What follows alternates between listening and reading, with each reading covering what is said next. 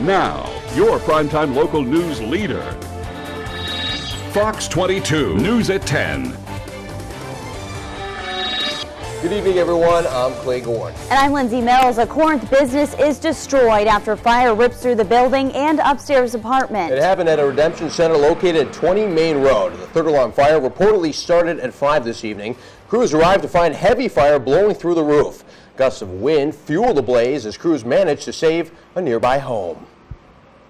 The main house here on the property is about 20 feet away from the fire building, so that was our main concern, was keeping it out of that building.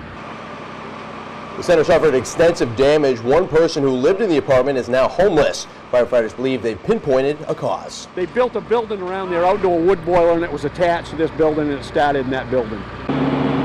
Fire crews will remain on scene for the remainder of the night, monitoring hot spots. The Red Cross was contacted to help the resident find shelter. The building appears to be uninsured.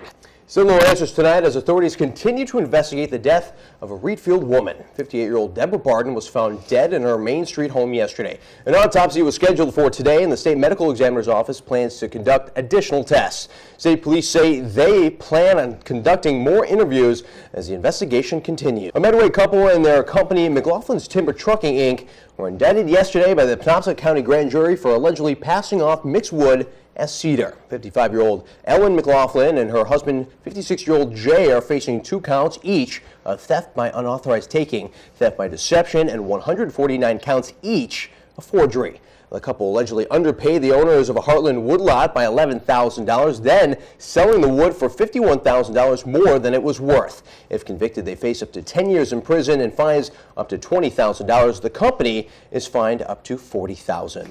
The Appropriations Committee was introduced to a series of bond proposals today, the largest aimed at strengthening small businesses across the state. Jacqueline Kangro has more from Augusta. The Appropriations Committee also listened to a proposal aimed at strengthening the state's marine economy. The Marine Economy Bond Bill would authorize the issuance of $15 million bonds to be matched by $15 million in matching funds. Those in support say it encourages collaboration amongst fishermen, seafood processors, academics, and other businesses' interests by identifying ways to develop new products. Businesses will develop along the coast and become the real economic development that we drastically need, especially in the areas most in need of and most dependent on ocean products. Maine is the largest marine aquacultural state, representing 36,000 jobs. Well, now that it's officially spring, we could look forward to the numerous outdoor activities that the season has in store for us. But sometimes those activities come with a caution sign on them. Karina Bolster has more in a forum that talks about these safety precautions. Karina. Okay, Karina, thanks so much. I missed those snap bracelets. I am surprised you didn't bring any back for us tonight. That goes back to our childhood there.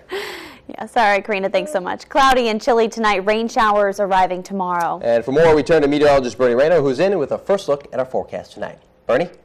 Yeah, we finally are going to... All right, Bernie, thank you for that. No sign of spring. That's not looking good. Not good news. No, but coming up on the 10 p.m. news on Fox 22, you know the salt on the roads has been wreaking havoc on your vehicle. We'll speak with local mechanics about what you do to stay on the road. And one of the biggest fundraisers of the year for University of Maine student athletes is being held this weekend. We'll tell you all about the Super Suppa when we come back. Super Suppa. Want to learn how to cook some tasty desserts? Well, the Ronald McDonald House of Bangor is holding a puff pastry class on April 29th. The cost is $25 and will benefit not just your skills in the kitchen, but a great cause as well. Take a listen. I think it's fun to do any kind of fundraiser that gets the public involved, but also enables them to give back and have a little fun with it. Chef on Demand, we believe that you have to plug into your community for your community to plug into you. To think that people have a place to stay without worrying about all the expenses when their child is getting help is great, and to know that I can help ease that burden just a little bit makes me feel really good. It makes Chef on Demand really proud that we're involved with the community. Tickets are running out for this year's Super Suppa at the University of Maine. Well, the event, now in its 11th year, helps to raise money for student-athlete scholarships. Carlton Creech, the university's new director of athletics, says it's a tremendously important fundraiser. It's how we fund a lot of our programming and our scholarships for our student-athletes. We rely on the support of a lot of generous donors every year, and this is a great event that showcases UMaine athletics. The fair will get underway Saturday, April 5th at 5:30 p.m. at the Wells Conference Center. A social hour and silent auction will take place before dinner at 7 with UMaine's Marcus Wasilewski as the keynote speaker. Tickets are $300 per couple, but there's only 125 available. For more information, visit GoBlackBears.com. Well, it was just last year that some major changes came to the high school football landscape. And now the same could be happening to basketball. For more, let's go to Aaron Jackson for your first look at sports. Aaron? So interesting to see how long it takes for them to actually put this into place. That was kind of earliest possible, I think, 2015, 2016. It took a while for the football one to come to fruition, but it did. We'll see what happens with this basketball one. Okay. And you're saying it was classy? Yes, I know, classy, so it'd be class A, B, C, D, and then? Classy. Classy. Classy. I like that. Speaking of classy. Great slogan right there, classy and classy. Classy Aaron Jackson right there. Coming up on your 10 p.m. news on Fox 22, salt is great on your popcorn or some food that needs a little kick, but it's bad on your car. We'll hear from area auto mechanics on how to ensure your vehicle lives a long, rust-free life. And it's a big weekend at the movies. Find out what's worth the price of admission in this week's New in Theaters. We'll be right back after the break. And here in Maine, after opening a small concession stand in Carmel last year, a local company has decided to expand the business and the menu. Roxy's Cafe and Creamery originally operated out of what was essentially an ice fishing shack, offering burgers and sandwiches to snowmobilers and people in the area. We were in the trailer last summer from May to August, and I lost about 100 pounds because we were in the trailer. So the sweat really went into it, the blood, tears, and sweat part of it. There's a lot more space here. In the trailer, we were really compacted in. We didn't really have a lot of room, but we adapted to that. It worked there.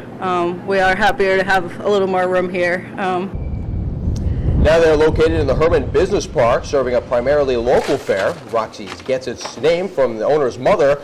They offer a wide variety of burgers, dogs, various types of soups and sandwiches, as well as a little ice cream to satisfy that sweet tooth. Always some great advice. Well, a wet start to the weekend, but milder temperatures are on the way. Bernie has all the details next. All right, Bernie, thank you for that. President Obama called it a great honor to have today's audience with Pope Francis at the Vatican. But while both are men of faith, there were real differences, not only on philosophy, but over what they discussed. Fox News' Ed Henry is traveling with the president and reports tonight from Rome. Congress has passed a bill aiding Ukraine and imposing sanctions on Russia. But there are increasing concerns tonight about the Russian troops massed on Ukraine's border. Fox's James Rosen explains. The governors plan to fund home energy efficiency programs with timber revenues failed to win committee approval. The legislature's bipartisan agriculture committee rejected the bill this week, saying it would undermine conservation efforts. The plan would have dramatically increased logging in state forests. It would have diverted revenues from the Bureau of Parks and Public Lands to a program called Efficiency Maine. Smart meters are not considered a risk to your health. Those are the results from a release from Maine PUC report. The report says wireless electric meters used by CMP pose no health threat. They say evidence of a supposed health risk from smart meters is inconclusive, and there are no credible studies on the issue. Opponents say the radio frequency radiation from the meter causes health problems. All showing the same symptoms upon exposure to smart meters. So we don't have to know the exact mechanism for why this is happening. We need to be honest and recognize that it is happening, and we better do something about it. More than 600,000 CMP customers have smart meters in Maine. Coming up in sports on your 10 p.m. news on Fox 22, one UMaine program continues to lose its players. And all this cold weather means changes to the spring, yes, spring, and their sports schedule. And Jackson has more in sports.